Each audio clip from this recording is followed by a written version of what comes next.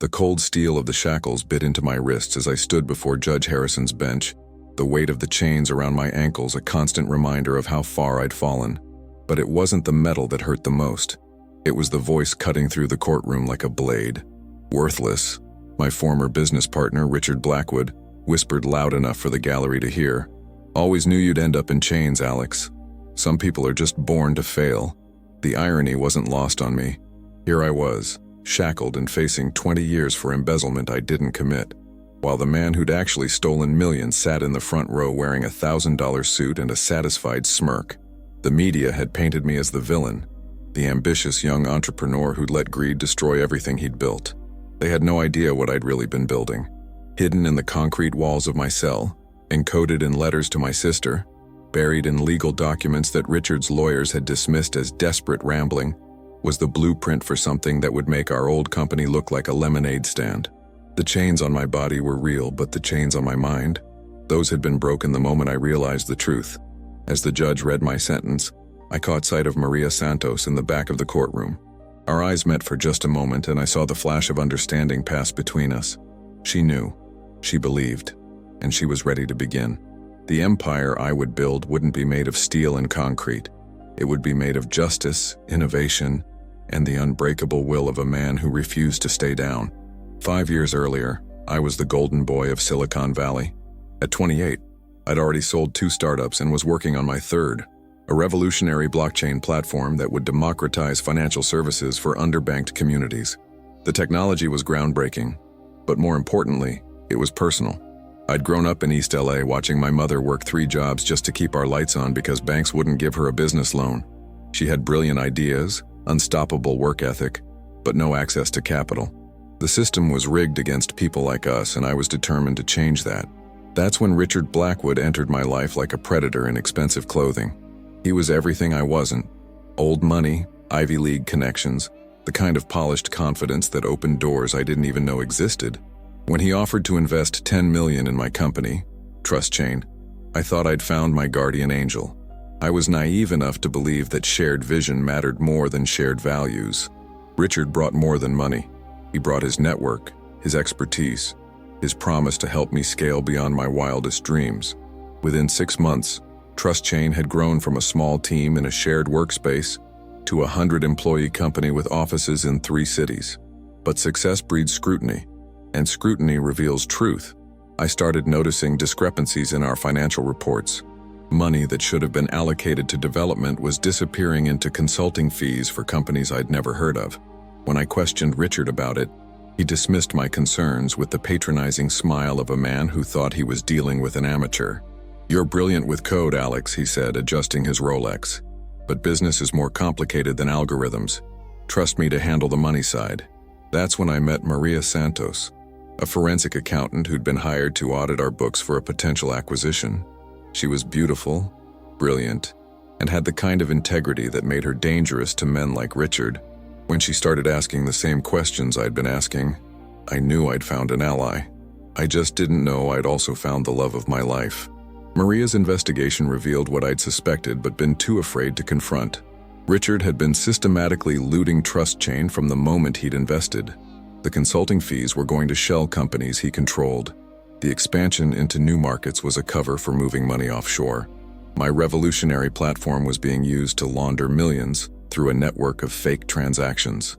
But the real betrayal went deeper than theft. Richard had been selling our technology to competitors piece by piece, ensuring that by the time Trust Chain launched, we'd be obsolete. He was positioning himself to profit from our failure, while keeping the most valuable parts of what we'd built. "He's not just stealing your money," Maria told me one night as we pored over spreadsheets in my apartment. "He's stealing your future, your vision, everything you've worked for." I was falling in love with her passion for justice, her refusal to back down from powerful men, the way she saw the world as a place that could be fixed if enough people cared to try. But love makes you vulnerable, and vulnerability makes you reckless. When I confronted Richard with the evidence, I thought I held all the cards. I was wrong. Within 48 hours, the FBI was at my door with a warrant for my arrest. The evidence Maria and I had gathered had been twisted, manipulated, recontextualized to make me look like the mastermind of the very scheme I'd been trying to expose. Richard's lawyers had moved fast, painting me as a bitter founder trying to frame his innocent investor. The media ate it up. Young Hispanic entrepreneur, classic rags to riches story gone wrong. They loved the narrative of ambition corrupted by greed, of the American dream turning into the American nightmare. Maria tried to testify on my behalf, but Richard's legal team destroyed her credibility, suggesting she was a disgruntled employee with romantic feelings for the defendant. Her forensic analysis was dismissed as biased. Her integrity was questioned. Her career was ruined. As I sat in my cell awaiting trial, I realized that Richard hadn't just stolen my company. He'd stolen my life, my reputation, and the woman I loved. But he'd made one crucial mistake. He'd underestimated what a man with nothing left to lose could accomplish. Prison is a university for the desperate. In those first months, as I navigated the complex social hierarchies and unwritten rules of federal incarceration, I met men who'd built empires from nothing and lost everything to the system's machinery. But I also met men who'd found ways to thrive even behind bars. Carlos the Professor Martinez had been running a financial consulting business from his cell for 15 years, helping fellow inmates manage their money and plan for release. He taught me that freedom isn't about physical space, it's about mental sovereignty. The chains on your body are temporary, he told me during one of our chess games in the yard, but the chains on your mind? Those are the only ones that matter. And those, hermano, those you can break anytime you want. That's when I started building. Not with steel and concrete, but with ideas, connections, and the one thing Richard couldn't steal: my understanding of blockchain technology and its revolutionary potential. The world was changing outside these walls, and I was going to be ready when I got out. I began writing letters to former colleagues, to tech journalists, to venture capitalists who'd shown interest in TrustChain before everything fell apart. But these weren't desperate pleas for help. They were business proposals, carefully crafted visions of what the future could look like. The letters were coded, written in a language that would seem like personal correspondence to the guards, but contained detailed technical specifications to anyone who understood the technology. I was essentially open sourcing my innovations, creating a community of developers who could build on my work while I was locked away. Maria was my connection to the outside world. She'd lost her job, her reputation, her savings fighting for my innocence, but she'd never lost her faith in what we'd been trying to build together. She became my partner in ways I'd never imagined, translating my prison letters into actionable business plans. But the hardest part wasn't the isolation or the injustice. It was the doubt that crept in during the long nights, the voice that sounded suspiciously like Richard's, whispering that maybe I really was worthless, maybe I really was destined to fail. That's when I'd remember my mother, working those 3 jobs, never giving up, never accepting that the system's limitations were her limitations. 2 years into my sentence, the cryptocurrency boom exploded across the world like wildfire. Bitcoin hit $20,000. Ethereum revolutionized smart contracts, and suddenly everyone wanted to understand blockchain technology. The irony was beautiful and painful. The very innovation Richard had stolen and buried was now worth billions in the hands of companies that understood its potential. But they were building on foundations I'd laid, using principles I'd developed, solving problems I'd identified years before anyone else saw them coming. That's when Maria's calls became more urgent, more excited. The letters I'd been sending, the technical specifications I'd been sharing, had found their way to a group of developers in Estonia who'd built something extraordinary. A decentralized financial platform that could operate completely outside traditional banking systems. They called it Chainbreaker, and they wanted to hire me as their chief technology officer the moment I was released. But the real breakthrough came when Maria discovered something that changed everything. Richard's empire was built on quicksand. The shell companies he'd used to launder money were being investigated by international authorities. The offshore accounts were frozen. The competitors he'd sold our technology to were facing patent infringement lawsuits. Most importantly, the original TrustChain patents were still in my name. In his arrogance, Richard had never bothered to steal the intellectual property legally. He'd simply assumed I'd be in prison long enough for it not to matter. He was wrong. The Estonian developers weren't just offering me a job, they were offering me equity in a company that was already valued at $50 million and growing exponentially. My patents, my innovations, my vision were the foundation of their success, and they wanted to make me a full partner. But there was more. Maria had been building something too. using her forensic accounting skills to help other victims of financial fraud. She'd created a network of investigators, lawyers, and activists who specialized in taking down white-collar criminals like Richard. "We're not just going to rebuild what he destroyed," she told me during one of our calls. "We're going to build something so much bigger that he'll spend the rest of his life watching us succeed, while he rots in the prison cell he should have been in all along." The chains around my ankles felt lighter that day, not because they'd been removed, but because I finally understood that they'd never really been holding me back. The day of my release, Maria was waiting outside the prison gates in a Tesla Model S, the first purchase she'd made with profits from Chainbreaker's IPO. But she wasn't alone. Standing beside her was Elena Volkov, the Estonian developer who'd turned my prison letters into a billion-dollar company. "Welcome to your empire," Elena said with a smile that could have powered the entire city. The numbers were staggering. Chainbreaker had gone public 3 months earlier, its stock price soaring as investors realized they were looking at the future of finance. My 15% stake was worth over $200 million, but that was just the beginning. The patents I'd developed for TrustChain had become the foundation for an entire industry. Companies around the world were licensing my innovations, paying royalties that would generate income for decades. The technology Richard had tried to bury was now reshaping global finance, but the sweetest victory was yet to come. As we drove through downtown Los Angeles, Maria handed me a tablet displaying news coverage from that morning. Richard Blackwood had been arrested at his Malibu mansion, led away in handcuffs while federal agents seized his assets.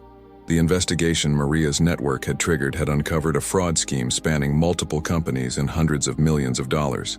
"He's facing 40 years, Maria said, her voice steady but her eyes bright with satisfaction. No possibility of parole. The irony was perfect. Richard, who'd called me worthless while I wore chains, was now wearing chains himself. But unlike me, he wouldn't be building anything from his cell except regret. Our first stop was my mother's house in East LA. She was waiting on the porch, tears streaming down her face as I walked up the steps in a custom suit that cost more than she used to make in a year. But it wasn't the money that mattered. It was the vindication, the proof that her son hadn't been the failure the world had painted him as. "Mijo," she whispered as she held me. I never stopped believing. That evening, we held a press conference at Chainbreaker's new headquarters, a gleaming tower in downtown LA that bore my name on the building. The media that had once painted me as a criminal now hung on every word as I announced the launch of the TrustChain Foundation, a nonprofit that would provide microloans and financial services to underbanked communities around the world. 5 years ago, I told the cameras, someone tried to convince me that I was worthless, that chains could define my future. But chains are only as strong as the mind that accepts them, and I refused to accept that limitation. The questions came fast and furious. How had I built a billion-dollar company from prison? What was next for Chainbreaker? Would I be seeking additional charges against Richard Blackwood? But the question that mattered most came from a young reporter in the back. What would you say to other people who feel trapped by circumstances beyond their control? I thought about Carlos, still serving his sentence but now managing an investment fund for former inmates. I thought about my mother, whose small business was finally thriving thanks to a TrustChain Foundation loan. I thought about Maria, who'd risked everything to stand by me when the world said I was guilty. Chains are temporary, I said. Empires are forever.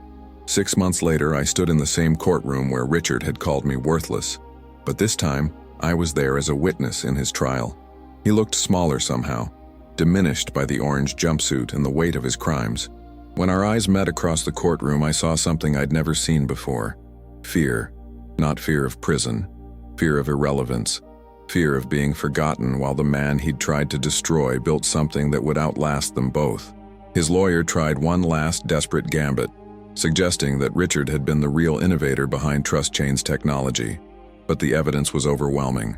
Patent filings, development logs, testimony from dozens of engineers who'd worked with me. The jury took less than 2 hours to convict him on all counts.